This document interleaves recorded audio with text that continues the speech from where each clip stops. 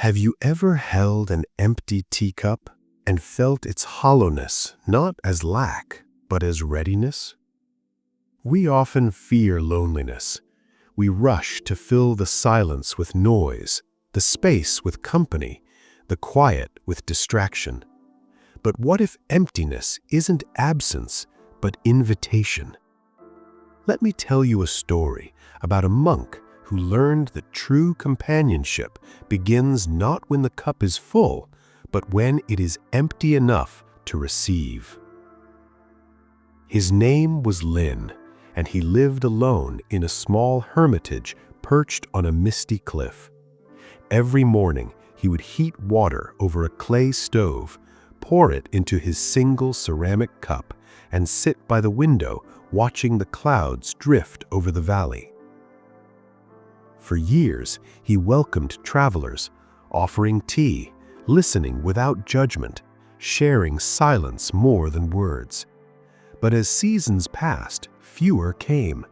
The path grew overgrown. The world moved faster, louder, further away. One winter evening, snow falling softly, Lin sat with his teapot and one cup. No guest, no voice but the wind. He stared at the empty seat across from him and felt a familiar ache. Am I forgotten? Does my presence matter if no one sees it? Just then, a crow landed on the windowsill, shook snow from its wings, and cawed once, sharp, clear, alive. Lin smiled faintly. "Even you are company," he said. But the crow flew off, and the silence returned, deeper this time. That night, he dreamed of his old teacher. The master sat across from him, hands folded, eyes kind. "Why do you grieve the empty seat?" the master asked.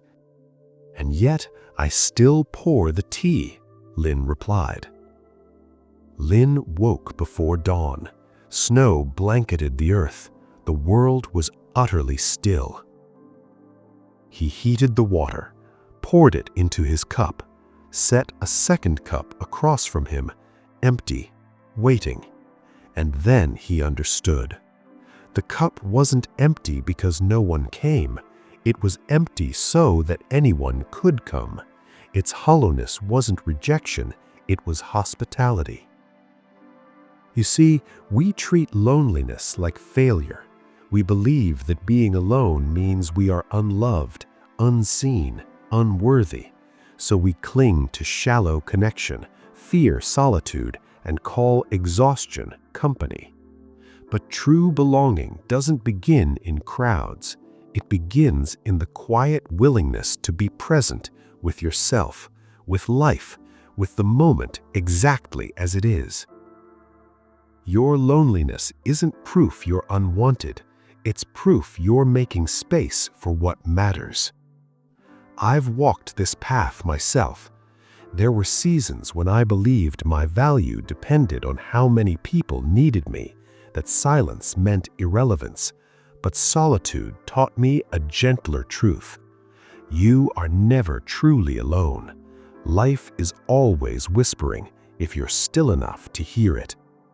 So today, or tomorrow, or in the quiet after this story ends, if you feel the weight of solitude, if the room feels too big, the silence too loud, remember the teacup.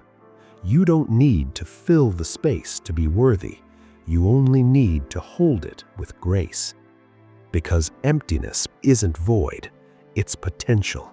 And in that space, the whole world can enter. If this story brought you comfort, share it with someone who's learning to be alone without feeling lonely.